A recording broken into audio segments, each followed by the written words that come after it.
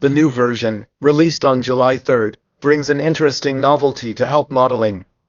Until then, and we can check it here, we have the project cost elements, those that will compose the price of products and projects. We have the project cost centers, which will manage the real economic and financial value, and we also have now, we had before, the periods that adjust and readjust the cost components of the project.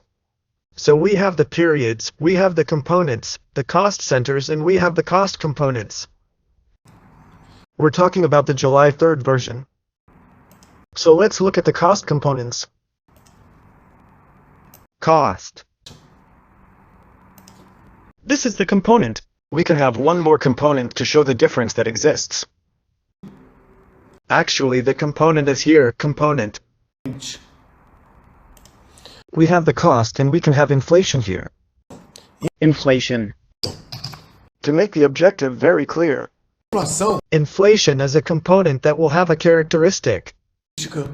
The currency is one, but its cost period will be defined in another way, which will give a different characteristic to this composition. The property of this adjustment period is as follows. You have the beginning of the application. I will apply here from the 1st of August and the end of this application will be on the last day of December. And the unit is 1, but it's actually 8.4, which is the average monthly inflation of the Latin American country called Argentina. 8.4, half percentage. It will be every month will be 8.4 higher.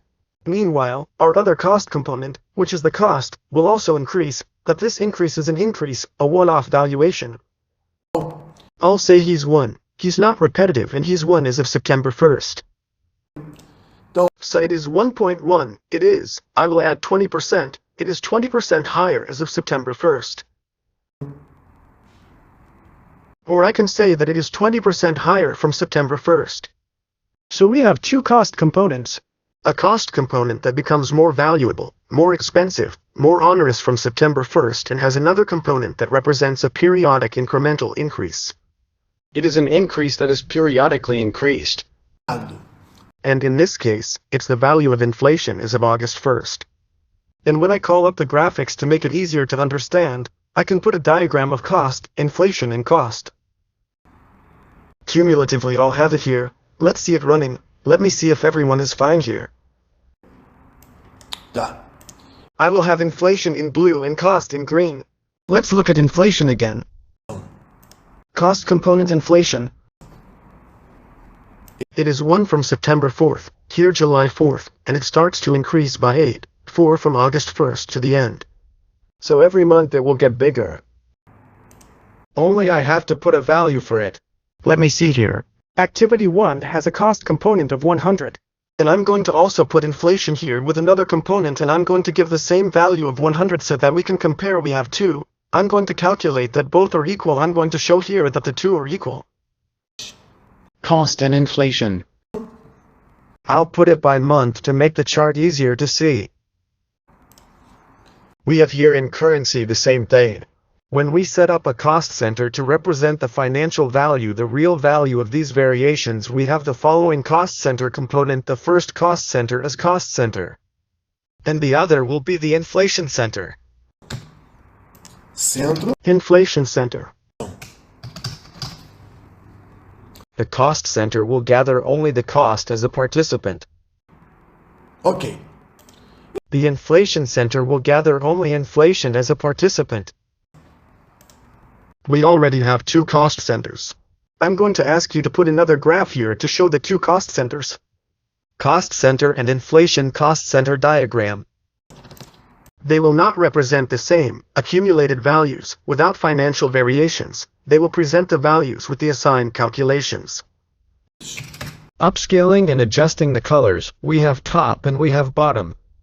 At the top we have the cost centers, at the bottom we have the cost components.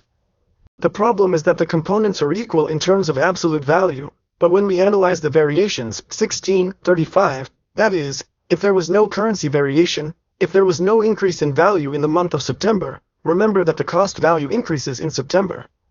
I will place greater emphasis on this cost component, showing that the cost is expected to change its percentage, not in September. I'm going to put it in October, to give it greater prominence. Recalculating the highlight gets bigger here, so there is a cost forecast and an inflation forecast. They are rising at different rates. While one rises from a moment, the other rises from the established period, which in this case here was monthly at 4% per month. It is even possible to aggregate this to the two elements in the same cost component. But I believe it is clear that either we have an increase in value at a given time, or we have this increase in value repeatedly, recursively, from rates that are set as rates for repetitive periods. If we don't put it monthly, we put it in a week, the event becomes more evident. Let's see the result of this in the graphs.